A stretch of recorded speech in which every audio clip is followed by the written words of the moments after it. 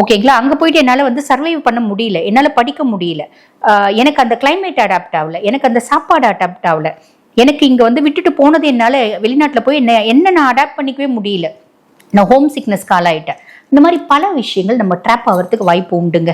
அப்போ நம்ம இதெல்லாம் இருந்து வெளியே வரத்துக்கு என்னங்க பண்ணணும்? ரொம்ப சிம்பிளுங்க. உங்கள் சுய ஜாதகத்தை பார்த்துக்கோங்க, அதில் இருக்க தசநாதனை ஸ்ட்ரென்தன் பண்ணிக்கோங்க. ஸ்ட்ரென்தன் பண்ணிக்கிறீங்க அப்படின்னா ஓவர் கம் பண்ணிட முடியும். ரொம்ப சிம்பிள். ஓகேங்களா?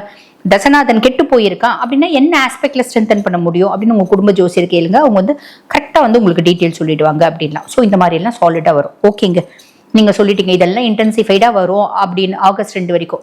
சரி, இப்ப ஆகஸ்ட் 2 2026 இருந்து 6/12/2026 வரைக்கும் அப்பதான் ராகுக்கு எது பயிற்சி வராங்க. ராகுக்கு எது பயிற்சி வருது, அது வரைக்கும் என்ன காம்ப்ளிகேஷன்ஸ் வரும்?